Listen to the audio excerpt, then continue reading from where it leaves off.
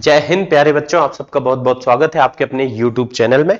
और यहां पर बेटा मैं स्टार्ट करने जा रहा हूं आपके कक्षा 11वीं का अध्याय नंबर 1, जिसका नाम है क्या बेटा, रसायन विज्ञान के कुछ मूलभूत अवधारणाएं, जिसे हम अंग्रेजी में कहते हैं some basic concepts of chemistry. तो बेटा नाम ही यहां पर बता रहा है कि यहां पर हम रसायन विज्ञान यानी कि बेटा केमिस्ट्री के कुछ बेसिक बातें करेंगे, छोटी छोटी बहुत इंपॉर्टेंट बातें जो आपको पूरी केमिस्ट्री में 11वीं और 12वीं की पूरी केमिस्ट्री में काम पढ़ते रहेंगे। ये बेटा केमिस्ट्री के सबसे इंपॉर्टेंट अध्याय में से एक है। अगर आप लोग चाहते हो कि आपकी बेटा बहुत अच्छे से केमिस्ट्री आपको बने, रटना ना पड़े, आपको सब चीजें समझ में आए, तो आपको शुरू के जो 4 चैप्टर 11वीं के हैं, यानी कि एक है मूल कॉन्सेप्ट, नाम से भी बेटा इस चैप्टर को हम जानते हैं मूल संकल्पना भी कहते हैं। यह बेटा नाम है रसायन विज्ञान की कुछ मूल अवधारणाएं। दूसरा बेटा परमाणु संरचना, और तीसरा है आवर्त सारणी, और चौथा होगा रासायनिक बंध। इनको आपने बहुत अच्छे से अगर समझ रखा है तो गारंटी मानिए कि आपसे बहुत अच्छी केमिस्ट्री बनने लगेगी। तो ध्यान से समझिए, पूरे लेक्चर को ध्यान से देखिए। बोर्ड परीक्षा में भी बेटा इससे प्रश्न पूछे जाते हैं, लेकिन अगर आप नीट की तैयारी कर रहे हैं या बेटा जेईई मेंस की तैयारी कर रहे हैं, तब तो ये लेक्चर बहुत इंपॉर्टेंट होने वाला है, क्योंकि यहां पर बिल्कुल जीरो से आपकी मैं शुरुआत करने जा रहा हूं। तो चलिए बच्चों स्टार्ट करते हैं हमारे चैप्टर को। और यहां पर बिल्कुल बेसिक शुरुआत की जो टर्म है वो क्या है बच्चों, परमाणु भार। यानी कि हम बिल्कुल छोटी सी बात से इस अध्याय को चालू कर रहे हैं, जिसका नाम क्या है बेटा, परमाणु भार। अंग्रेजी में हम कहते हैं इसे एटॉमिक मास। तो परमाणु भार क्या होता है, एटॉमिक मास क्या होता है, नाम से ही समझ में आ रहा है बेटा। परमाणु भार मतलब एक परमाणु का भार। परमाणु भार हम किसे कहेंगे बेटा, बहुत आसानी से हम कह सकते हैं एक परमाणु का भार। एक परमाणु का जितना भी भार होगा बेटा, उसे ही हम क्या कहते हैं, परमाणु भार। ठीक है, लेकिन बेटा आप लोग सोच करके देखिए कि भैया एक परमाणु जो कि हमें नग्न आंखों से दिखाई भी नहीं दे रहा है, उसका भार बताना, उसका वजन बताना है बेटा, तो ये काम तो बहुत कठिन है। हालांकि आज के समय में हमारे पास ऐसी बहुत सारी बेटा मशीनें हैं, बहुत सारी डिवाइस हैं, जिनसे हम एक छोटे से छोटे परमाणु का वजन भी बता सकते हैं। लेकिन मैं बात कर रहा हूं थोड़े समय पहले की, जब बेटा साइंस ने इतनी तरक्की नहीं की थी, जब हमारे पास ऐसी कोई मशीनें नहीं हुआ करती थी कि उनसे हम एक छोटे से परमाणु का वजन नाप सकें, तब बहुत दिक्कत वाली बात थी। तो ऐसे समय में कैसे एक परमाणु का वजन नापा गया, इस बात को हम समझते हैं बेटा।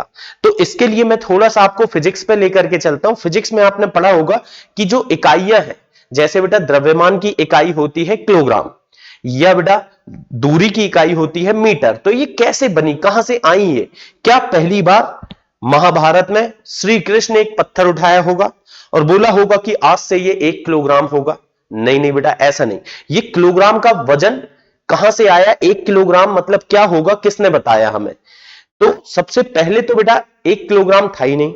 लोगों ने क्या किया, जो उस समय के साइंटिस्ट वगैरह थे बेटा, उन्होंने एक सिलेंडर लिया, एक सिलेंडर लिया और बोला कि हम किसी भी परमाणु का, सॉरी बेटा, किसी भी पदार्थ का द्रव्यमान यानी कि उसका वजन, उसका भार कैसे नापेंगे, एक सिलेंडर से। तो मैं आपको बता दूं बेटा, केमिस्ट्री में भार और द्रव्यमान एक ही है, फिजिक्स में दोनों अलग अलग होते हैं। यहां पर मैं भार बोलूं या द्रव्यमान बोलूं, दोनों का मतलब बेटा एक ही होगा। हां, तो मैं बात कर रहा था कि एक सिलेंडर लिया गया पुराने जमाने में और बोला गया कि आज से हम किसी भी वस्तु का वजन इसी सिलेंडर से मापेंगे। कैसे मापते थे बेटा, थोड़ा सा उस बात को अपन समझते हैं, फिर हमारी पूरी बात हम आगे बढ़ाएंगे। तो पहले के समय में एक इस तरह का तराजू लिया गया होगा बेटा, है, तराजू लिया और एक सिलेंडर लिया गया, और हमने बोला कि हम इसी सिलेंडर से किसी भी चीज का भार मापेंगे। मान करके चलो मेरे पास कोई एक बॉक्स था बेटा, एक डिब्बा था, जिसका मुझे वजन बताना है। ठीक है, तो हमने क्या किया, एक तरफ तो रख दिया डिब्बा, एक तरफ बेटा जो डिब्बा है जिसका मुझे वजन बताना था उसको रख दिया, और दूसरी तरफ बच्चों हमने वही सिलेंडर रख दिए। सिलेंडर जिसको हमने पहली बार उपयोग में लाया भार बताने के लिए, उसको हमने एक तरफ रखे। हमने देखे बेटा कि एक सिलेंडर रखने पर जो हमारा तराजू है वो बैलेंस नहीं हुआ बेटा। दोनों तरफ अगर बराबर आ जाए तो हम बोलेंगे कि ये बैलेंस हो गया, उससे हमें इसका भार पता चल जाएगा। हमने एक सिलेंडर रख के देखा, फिर बेटा उतने ही वजन का सेम टू सेम हमने दूसरा सिलेंडर रखा। ठीक है बच्चों, फिर ऐसे ही करके हमने तीसरा सिलेंडर रखा और हम तब तक सिलेंडर रखते गए जब तक जो तराजू था वो बैलेंस ना हो जाए बच्चों, ठीक है ना। और जैसे ही जाकर के ये दोनों हो गए बैलेंस, तो हम बोल सकते हैं, अब क्या बोल सकते हैं बच्चों, हम बड़े आराम से बोल सकते हैं कि इस डिब्बे का भार जो होगा वो सिलेंडर के 4 गुने भार के बराबर। या तो आप बोलो कि 4 सिलेंडर का भार, या बेटा ऐसा भी तो बोल सकते हो कि 4 गुणित 1 सिलेंडर का भार। या तो मैं बोलूं 4 सिलेंडर का भार या 4 गुणित 1 सिलेंडर का भार। तो 4 गुणित 1 सिलेंडर का भार, 1 सिलेंडर का भार। तो इस तरह से हमें पता चल गया बच्चों कि जो बॉक्स है, जो डिब्बा है, वो हमारे सिलेंडर से 4 गुना भारी है, ठीक है। अब मान के चलो मुझे कभी इस डिब्बे की जगह किसी हाथी का वजन निकालना है बेटा, हाथी का भार बताना है, भार बोलो या द्रव्यमान बोलो, बात एक ही बच्चों। तो मैं क्या करूंगा, तराजू के एक साइड बिठा दूंगा हाथी को और दूसरे तरफ बेटा सिलेंडर रखते जाऊंगा कब तक, जब तक हाथी और सिलेंडर दोनों तरफ बैलेंस ना हो जाए। मान के चलो बेटा मैंने एक तरफ हाथी को बिठाला, दूसरी तरफ सिलेंडर रखते गया और 1000 सिलेंडर रखने में क्या हो गया बेटा, 1000 सिलेंडर रखने में जो तराजू था बैलेंस हो गया। तो मैं बोल सकूंगा कि हाथी का भार कितने गुना है बेटा, 1000 गुना है, किससे, एक सिलेंडर के भार से। तो ऐसे बेटा पहले के जमाने में जुगाड़ से एक सिलेंडर के द्वारा हम क्या करते थे, किसी भी वस्तु का भार बता सकते थे, ठीक है। जैसे बेटा आपका भार निकालना होता तो हम क्या करते, तराजू में एक साइड आपको बिठालते, दूसरी तरफ सिलेंडर रखते जाते। मान के चलो 60 सिलेंडर रखने पर तराजू बराबर हो गया, बैलेंस हो गया। तो हम बोल सकते थे बेटा कि आपका भार बराबर 60 गुणित 1 सिलेंडर का भार, ठीक है। या बेटा इसी तरीके को आपने आज भी, अगर कोई बहुत आपने ऐसे गांव वगैरह देखे होंगे, या बेटा आउटर के इलाके में जब हम कोई सामान खरीदते हैं तो उनके पास कोई बांट नहीं होता बेटा, कोई ऐसा वजन नहीं होता जिससे वो नाप सके, लेकिन उनके पास एक पत्थर होता है, एक या दो चार ऐसे पत्थर होते हैं उनके पास जिनसे वो सामानों को नाप करके दे देते हैं और लोग भी भरोसे में ले लेते हैं। तो वो पत्थर क्या है बेटा, अब वो एक्चुअल में कभी गए होंगे शहर घूमने, तो उनने क्या किया होगा, एक कोई दुकान में बेटा तराजू देखे होंगे और तराजू में एक तरफ 1 किलो का वजन रखे होंगे और दूसरी तरफ पत्थर को रखे।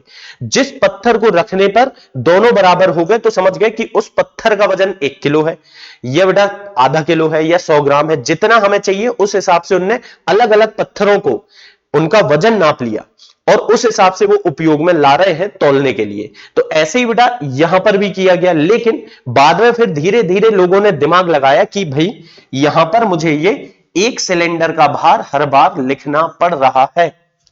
वैसे ही बेटा लिखना हमें उतना पसंद नहीं है ना, मॉडर्न जमाने के आलसी लोग हैं अपन, तो लिखना उतना पसंद नहीं करते। तो बोला गया कि भाई साहब एक काम करो, आप इस एक सिलेंडर का भार, जिसको हम पैमाना बोल रहे हैं, पैमाना मतलब क्या होता है बेटा, पैमाना मतलब होता है जिससे हम किसी और चीज को नापते हैं, ठीक है ना, उसे हम पैमाना कहते हैं।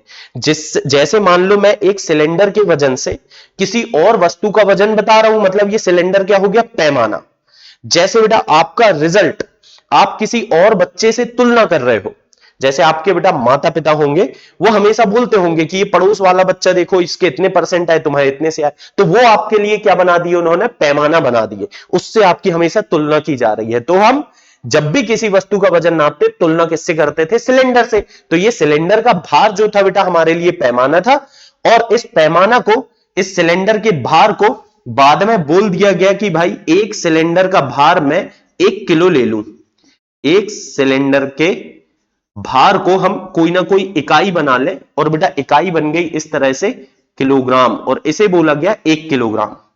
अब सर इस सिलेंडर के भार को 1 किलोग्राम ही क्यों बोला गया, तो मैं बताता हूं बेटा। मान लो 2 किलोग्राम बोलते अपन, तो डिब्बे का जो एक्चुअल वजन है वो हमेशा 2 गुना आता। मान लो 4 किलो का डब्बा है तो देखने में वहां हमें 8 किलो आता, फिर हम दिमाग लगाते कि 4 किलो होगा, आधा करना पड़ेगा।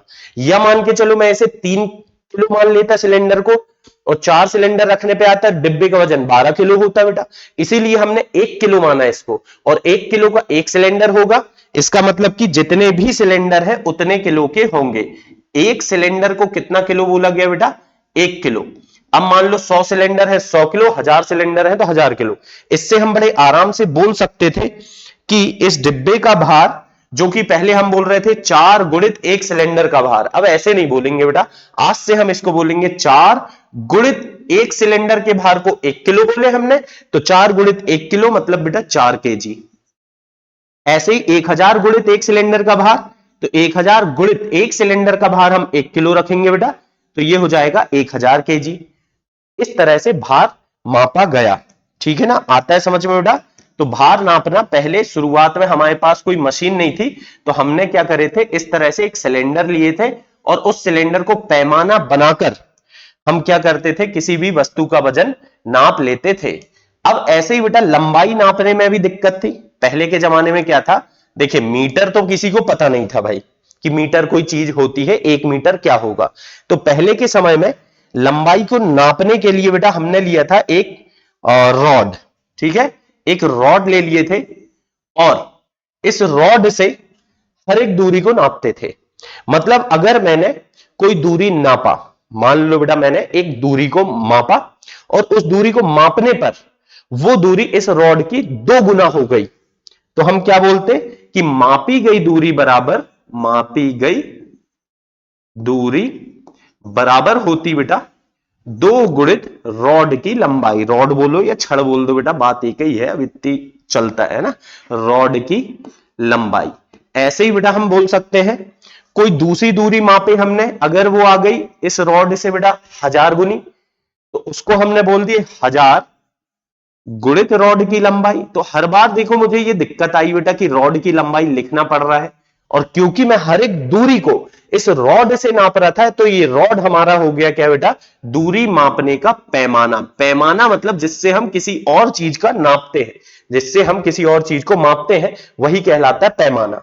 तो इस रॉड से हर एक दूरी को मैं नापने लगा और इसीलिए ये रॉड क्या बन गई बेटा हमारे लिए, पैमाना। तो हमने बोला बाद में कि भैया ये रॉड की लंबाई लिखना हमें पसंद नहीं है, हम इसको एक इकाई बना लेते हैं, और इसको हमने बोल दिया कि भाई साहब आज से इस रॉड की लंबाई को हम बोलेंगे 1 मीटर। ठीक है, क्या बोलेंगे बच्चों, 1 मीटर। तो जो दूरी इस रॉड की लंबाई की 2 गुनी होगी वो 2 मीटर, जो 100 गुनी होगी 100 मीटर, 1000 गुनी होगी 1000 मीटर, आधी होगी तो आधा मीटर। यानी कि दूरी मापने के लिए इस रॉड का उपयोग किया गया था। तो बच्चों देखिए इस तरह से इकाइयां हमने बनाए हैं, मतलब ये इकाइयां पहली बार हमने खुद ने बनाए हैं। हमने मतलब बेटा किन्हीं लोगों ने, मतलब वैज्ञानिकों ने बनाए हैं और उन्हीं का उपयोग आज भी अपन करते हैं। लेकिन सर एक बड़े सिलेंडर का, बड़े वस्तु का वजन नापना तो आसान था, क्योंकि बड़ी वस्तु हमें दिखाई भी दे रही है और उसे हम आसानी से नाप भी सकते थे। लेकिन बेटा एक परमाणु का भार नापना तो बड़ा कठिन काम आया। तो ऐसे समय में हमने बोला कि यार इस एक परमाणु का भार नापने के लिए, जैसे बेटा हमने किसी वस्तु का भार मापने के लिए सिलेंडर को पैमाना बनाया, दूरी मापने के लिए लंबाई को पैमाना बनाया, क्यों ना हम एक परमाणु का वजन नापने के लिए, एक परमाणु का भार मापने के लिए किसी और परमाणु के भार को पैमाना बना लें। तो बेटा अलग अलग परमाणु लिए गए, शुरू में हाइड्रोजन लिया गया, फिर कभी ऑक्सीजन लिया गया, लेकिन लास्ट में जाकर के जब सफलता प्राप्त हुई उस समय हमने जो पैमाना बनाया बेटा, एक परमाणु का वजन नापने का जो पैमाना था, बहुत इंपॉर्टेंट है बेटा, ध्यान से सुनिए, ये था 1/12 कार्बन 12 परमाणु का भार। कार्बन 12 के एक परमाणु का भार, ऐसा लिखते हैं अपन, कार्बन 12 के एक परमाणु का भार, ये है बेटा पैमाना। अब इसको थोड़ा सा समझते हैं अपन, जो लिखा है एक एक बात को अपन समझने की कोशिश करते हैं। सबसे पहले बेटा C12 मतलब क्या है? C मतलब कार्बन है सर, 12 क्यों लिखे सर?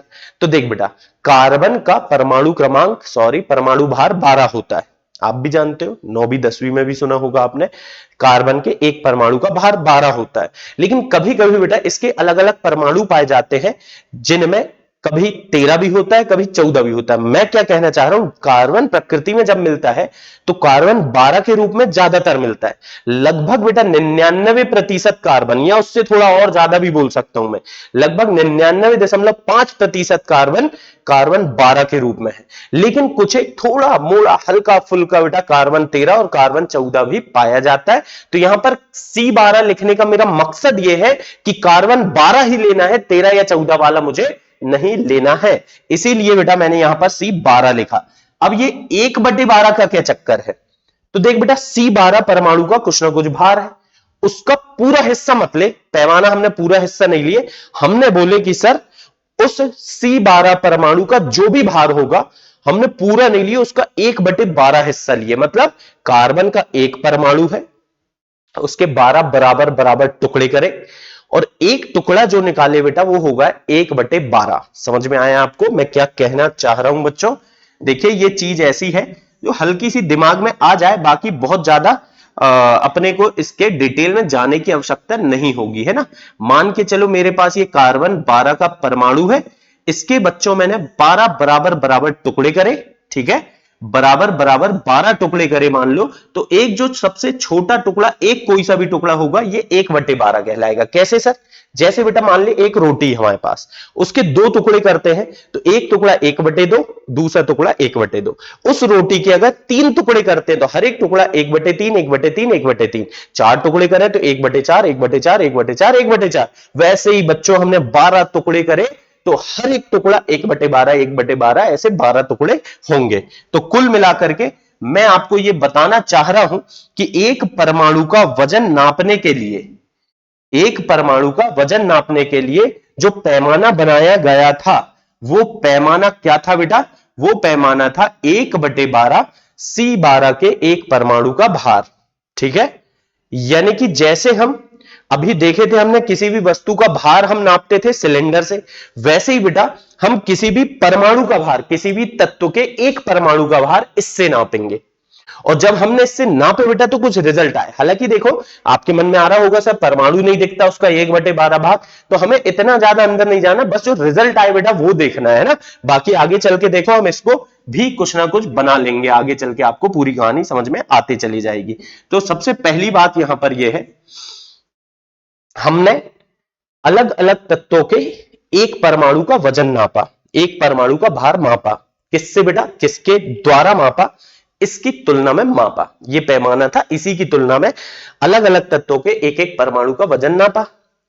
तो क्या वैल्यू आई बेटा? चलिए देखते हैं। जैसे हमने सबसे पहले देखा ऑक्सीजन के एक परमाणु का भार, तो जब बच्चों मैंने ऑक्सीजन के एक परमाणु का भार निकाला तो ये कितना आया बेटा? ये आया 16 गुना। किसका 16 गुना सर? जैसे अभी हम लिख रहे थे 4 गुणित एक सिलेंडर का भार, वैसे ये ऑक्सीजन के एक परमाणु का जो भार है वो इस मान का, इस वैल्यू का 16 गुना मिला। कितना मिला बेटा? 16 गुना। अब ये रिजल्ट है, आपको डायरेक्ट रिजल्ट ध्यान में रखना है।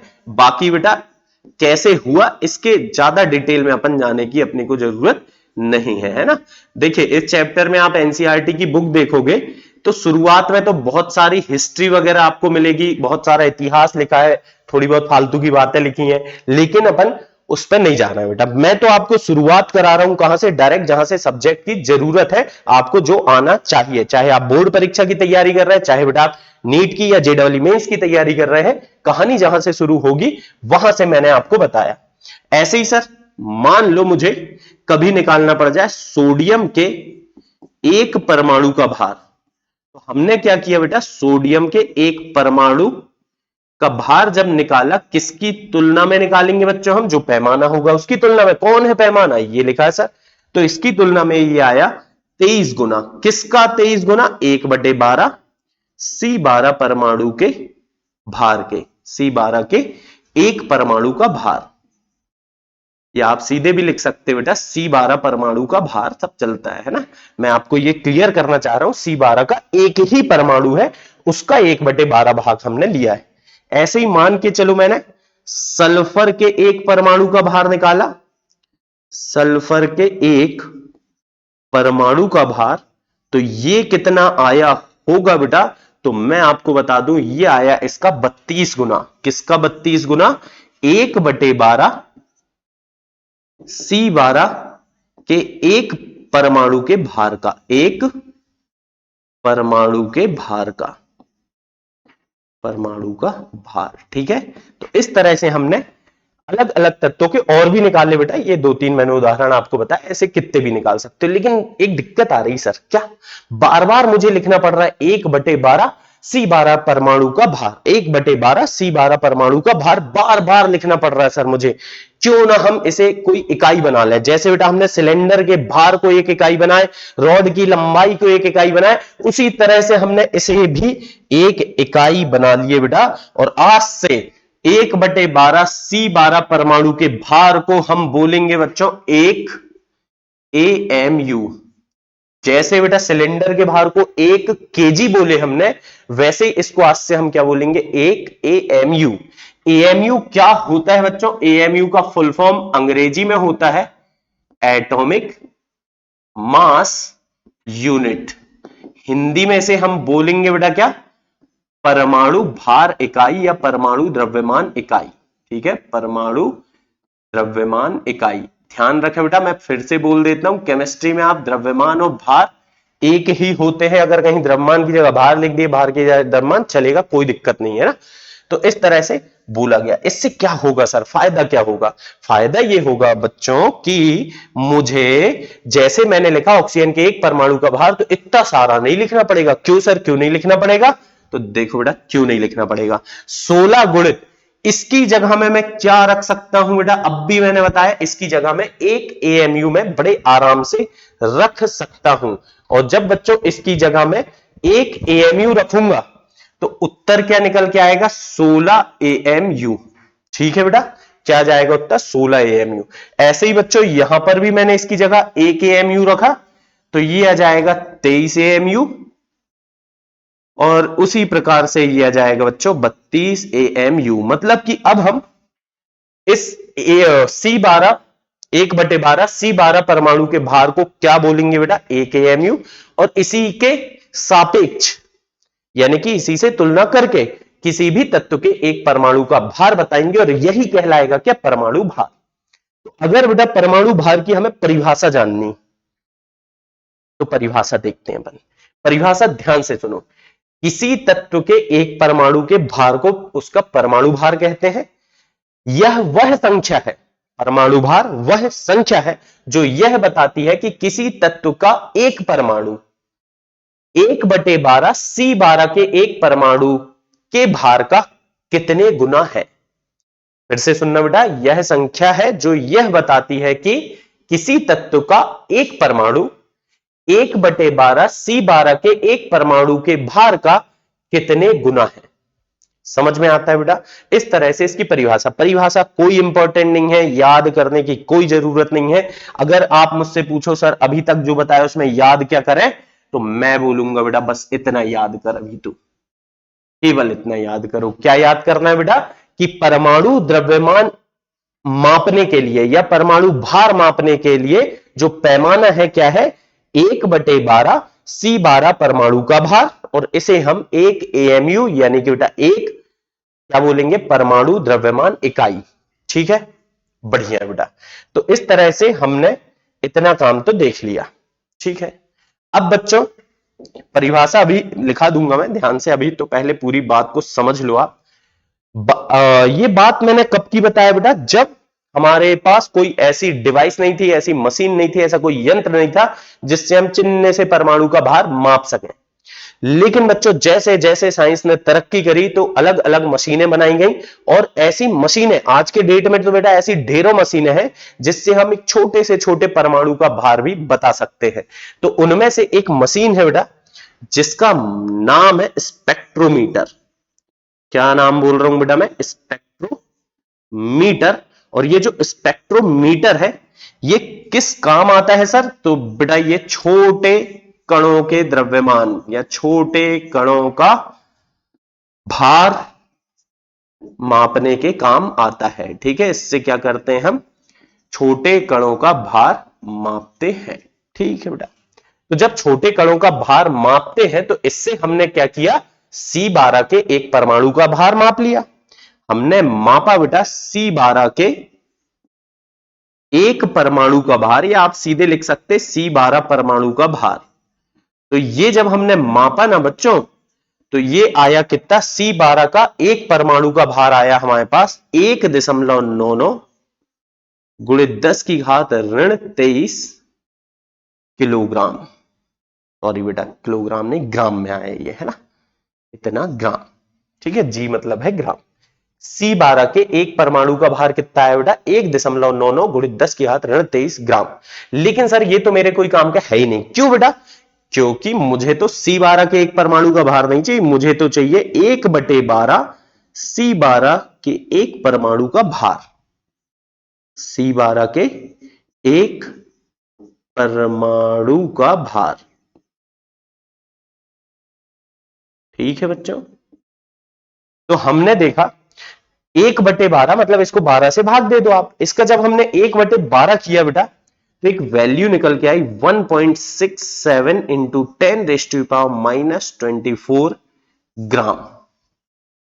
क्या आ गया बेटा, 1/12 C12 के एक परमाणु का भार आ गया 1.67 गुणित 10 की घात ऋण 24 ग्राम। ठीक है, और सर ये जो 1/12 के एक परमाणु का भार है, इसे मैंने क्या बोला हूं बेटा, क्या बोला हूं इसे मैंने, इसे सर मैंने 1 AMU बोला हूं। तो चलो बेटा इसको हम लिख लेते हैं, और आज से हम AMU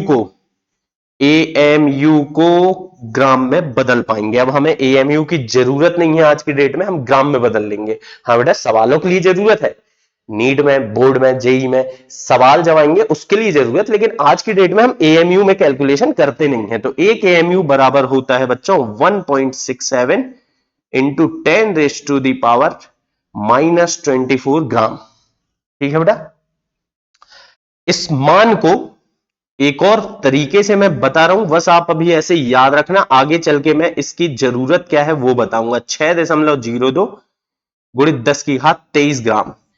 अगर मैं 1/6.02 गुणित 10 की घात 23 को हल करूंगा तो इतना ही आएगा बेटा, इसीलिए इसको इतना लिख सकता हूं। क्यों लिख रहा हूं आगे चल के मैं आपको ये क्लियर करूंगा।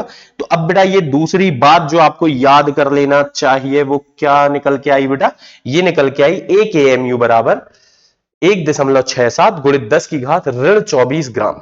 ठीक है, 1 AMU की वैल्यू आप रट लो, और इस वैल्यू को इतना लिख सकते हैं। ये याद करना है क्या, अभी बेटा कर सकते हो, नहीं भी करोगे तो कोई दिक्कत नहीं, क्योंकि आगे चल के मुझे कुछ चीज आपको समझाना है, कोई बात आपको बताना है, उसके लिए मुझे ये काम पड़ेगा। ठीक है, तो चलिए बेटा, ये इस तरह से कुल मिलाकर के बेटा अब हमने परमाणु का भार AMU में मापना ही बंद कर दिया, हम तो सर उसको काय में नाप लेंगे, ग्राम में। कैसे मापोगे बेटा ग्राम में, चलो देखते हैं। जैसे सर मैंने ऑक्सीजन के एक परमाणु का भार मापा, कितना आया बेटा, 16 AMU। ठीक है, ऑक्सीजन के एक परमाणु का भार आया 16 AMU। तो यहां पर 16 तो ठीक है सर, इसको मैं ग्राम में बदलना चाह रहा हूं, 1 AMU की जगह ग्राम में कितना लिख दूं बेटा, तो मैं लिख सकता हूं सर 16 गुणित 1.67 गुणित 10 की घात ऋण 24 ग्राम। यह बेटा मैं लिख सकता हूं यहां पर सोडियम के लिए 23 गुणित 1.67 गुणित 10 की घात ऋण 24 ग्राम, या बच्चों यहां मैं लिख सकता हूं 32 गुणित 1.67 गुणित 10 की घात ऋण 24 ग्राम। ठीक है बेटा, ऐसा मैं लिख सकता हूं, कोई डाउट इसमें? यानी कि अब आज की डेट में बेटा हम एक परमाणु का भार ग्राम में बता सकते हैं कि कितना होगा, बहुत छोटा होगा लेकिन बता सकते हैं बेटा। ठीक है, AMU में भी बता सकते हैं और ग्राम में भी बता सकते हैं। तो कुल मिलाकर के अभी तक जो हमने समझा उसमें बेटा परमाणु भार की जो परिभाषा है मैंने आपको ऑलरेडी बता रखा हूं, किसी तत्व का परमाणु भार वह संख्या है जो यह बताती है कि उस तत्व के एक परमाणु का भार 1/12 C12 परमाणु के भार से कितने गुना भारी है। ठीक है, तो इस तरह से हम परमाणु भार बता सकते हैं बेटा। और जो जो की पॉइंट मैंने बताया उनको एक बार फिर से मैं यहां लिख दे रहा हूं बच्चों, आप याद रखना। एक AMU होता है एटॉमिक मास यूनिट, यानी परमाणु द्रव्यमान इकाई, और इसका मान होता है बेटा 1.67 इंटू 10⁻⁻24 ग्राम। और दूसरी बात बच्चों, कि परमाणु मापने के लिए, सॉरी, परमाणु भार मापने के लिए जो पैमाना होगा वो क्या होगा, 1/12 C12 परमाणु का भार। C12 परमाणु का भार ये पैमाना है, और इसे ही बच्चों हम क्या बोलते हैं, 1 AMU। और इस 1 AMU का मान ग्राम में कितना होगा बच्चों, 1.67 गुणित 10 की घात ऋण 24 ग्राम। ठीक है, इतनी बात अभी तक अपने को याद रखने की है बस बेटा, बाकी सब तो समझने का, देखने का, जाने देने का है।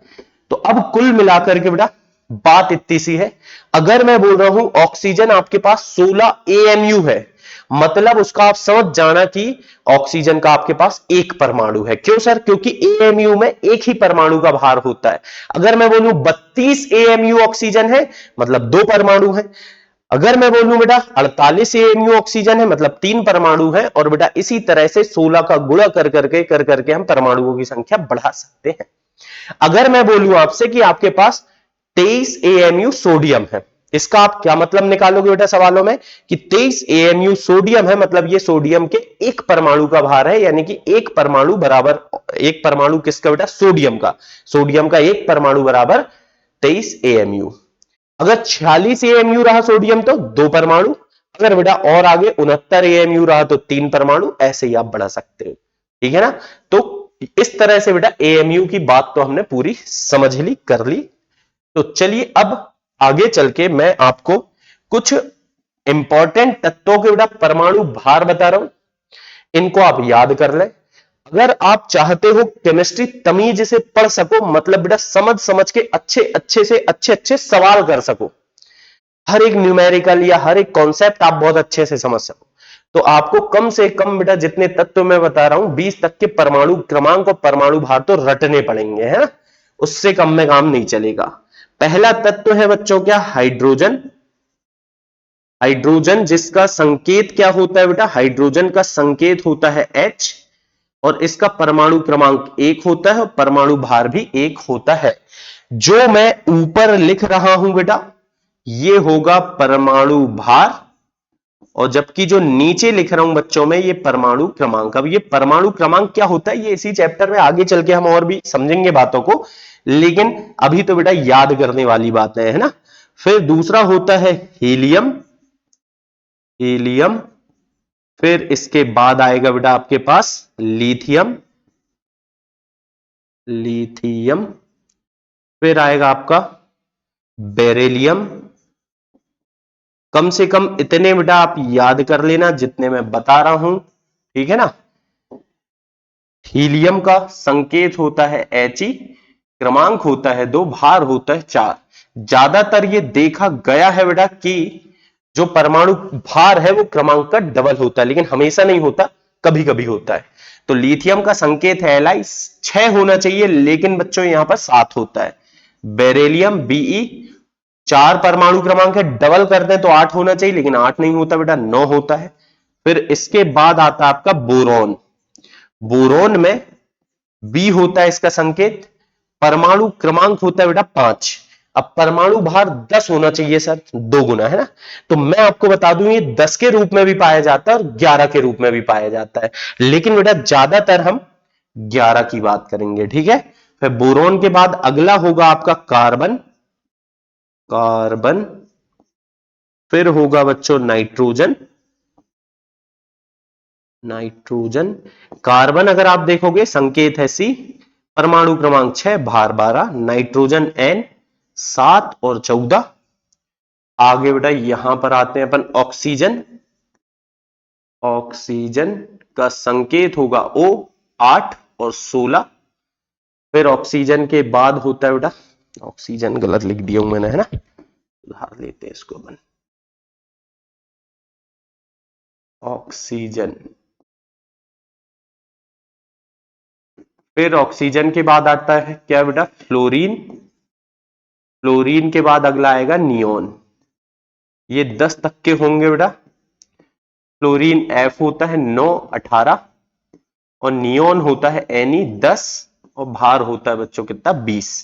फिर इसके बाद अगला आएगा सोडियम। ये बहुत इंपॉर्टेंट है बेटा, सोडियम बहुत ज्यादा काम पड़ेगा। Na इसका संकेत है, क्रमांक है 11, भार है 23।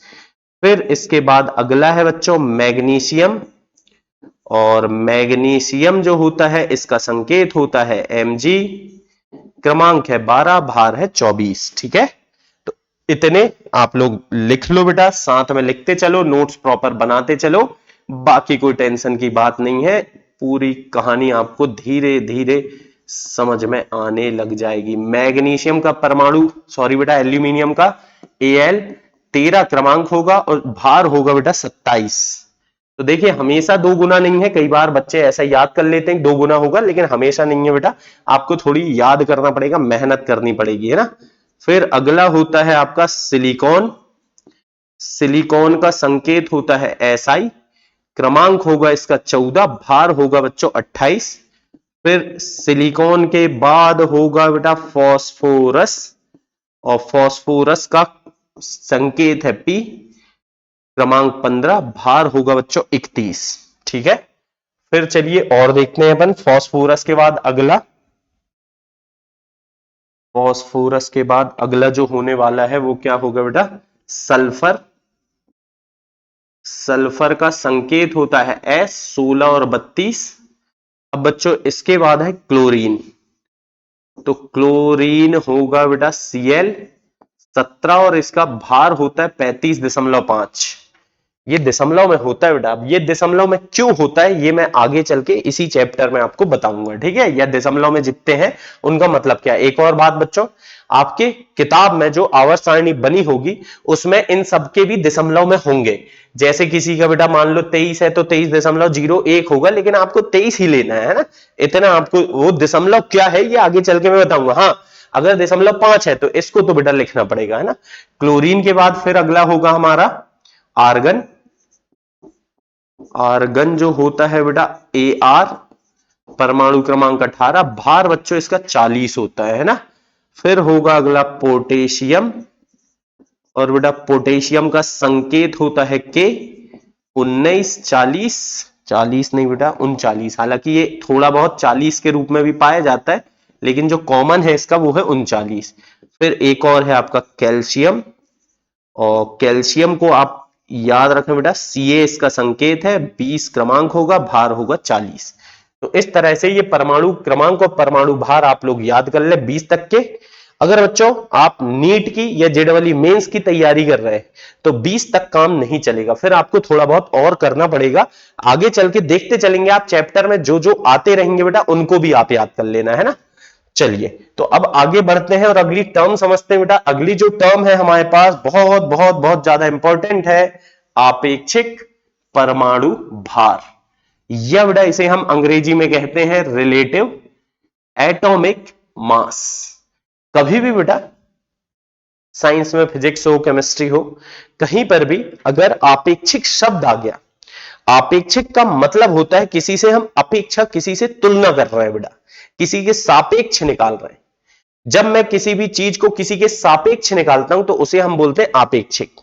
तो आपेक्षिक परमाणु भार तो हम समझेंगे, लेकिन मैं थोड़ी सी कुछ बात आपको बताता हूं ताकि आपको अभी से पूरी कहानी समझ में जाए। मैंने क्या बोला, फिजिक्स में भी बहुत जगह आएगा ये, केमिस्ट्री में भी ये शब्द, आपेक्षिक परमाणु भार नहीं, आपेक्षिक शब्द बहुत जगह आएगा। आपेक्षिक मतलब होगा किसी से तुलना। जैसे मान लो बेटा आपके पास दो वस्तुएं हैं, एक रहिन ए, एक रहिन बी।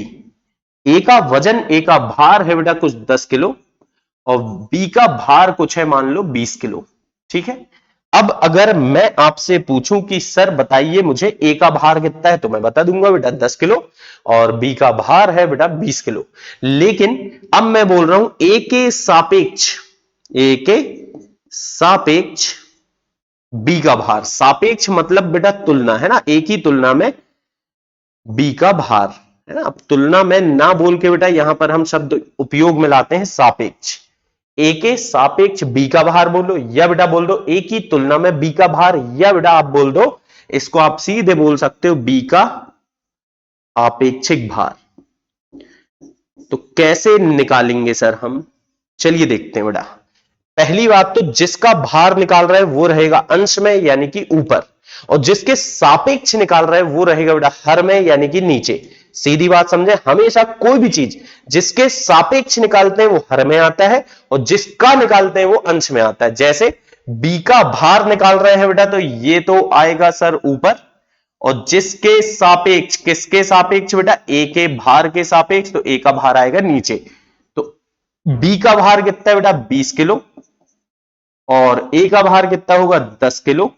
तो यहां किलो से किलो कैंसिल बेटा, और 10/20 दो हो जा, सॉरी 20/10 2 हो जाएगा। यानी हम बोल देंगे कि बी का आपेक्षिक भार, बी का आपेक्षिक भार कितना होगा बच्चों, तो हम बड़े आराम से बोल देंगे कि सर बी का आपेक्षिक भार 2 होगा।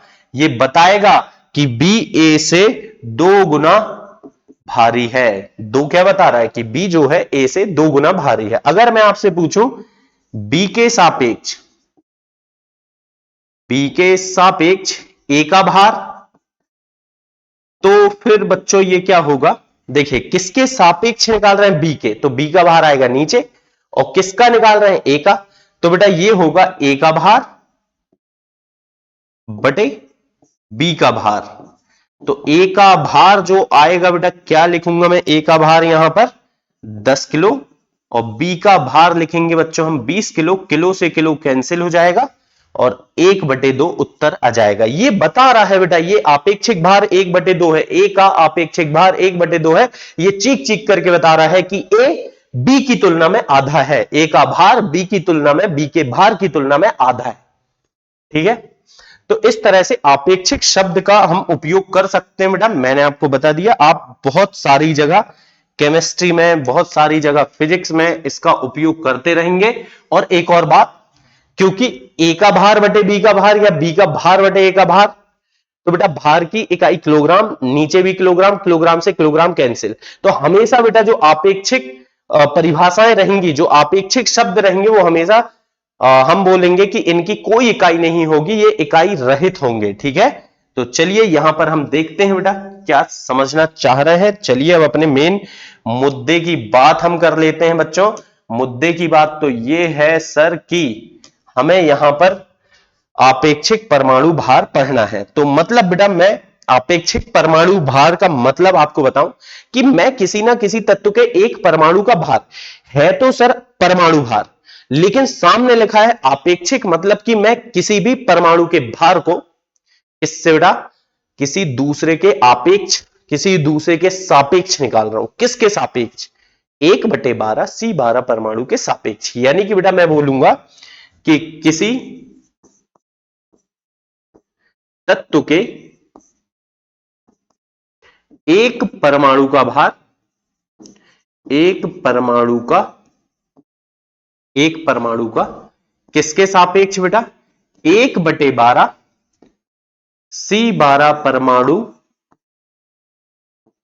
के भार के सापेक्ष, के सापेक्ष भार। फिर से सुनना बेटा, मैं क्या लिखा हूं, किसी तत्व के एक परमाणु का भार, परमाणु का 1/12 C12 परमाणु के भार के सापेक्ष भार क्या कहलाता है, आपेक्षिक परमाणु भार कहलाता है।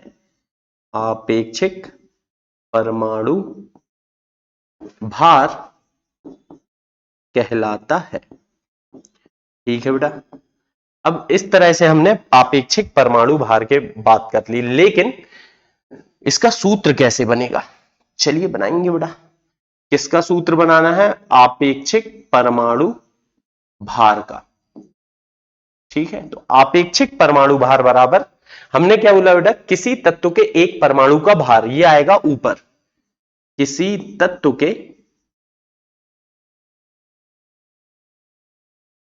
एक परमाणु का भार, ये तो बेटा ऊपर यानी कि अंश में आएगा। किसके सापेक्ष मापा जा रहा है, एक परमाणु का भार किसके सापेक्ष मापा जा रहा है बेटा, किसके सापेक्ष माप रहे हैं, 1/12 C12 परमाणु के भार के सापेक्ष, यानी कि नीचे आएगा 1/12 C12 परमाणु का भार।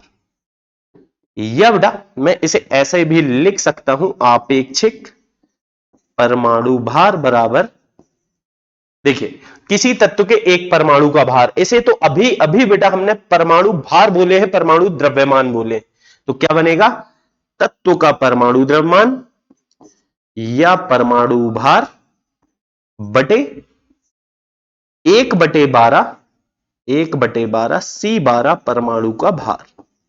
तो ये तो हो गया बेटा सूत्र, लेकिन टेंशन मत लो, ऐसा कोई बहुत कठिन चीज नहीं पढ़ रहे हैं अपन कि आपको सूत्र वगैरह याद करने पड़ेंगे। बस आपको तो बेटा ध्यान रखना है, जब मैं किसी तत्व के एक परमाणु का भार 1/12 C12 परमाणु के सापेक्ष मापूंगा तो इसे ही मैं बोलूंगा क्या, आपेक्षिक परमाणु भार।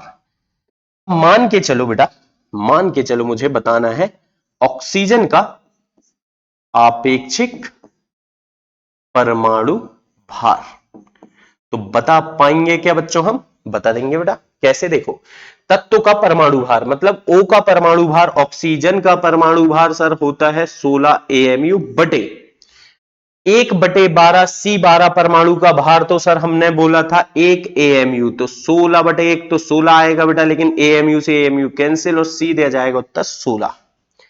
मान के चलो मैं आपसे पूछ रहा हूं कि बताइए सोडियम का आपेक्षिक परमाणु भार, तो आप बोलोगे सर सोडियम का परमाणु भार होता है 23 AMU और इसका C1/12 C12 का होता है 1 AMU। तो फिर से क्या होगा बेटा, AMU से AMU कैंसिल, 1 का भाग देंगे तो कोई फर्क पड़ेगा नहीं, उत्तर होगा 23।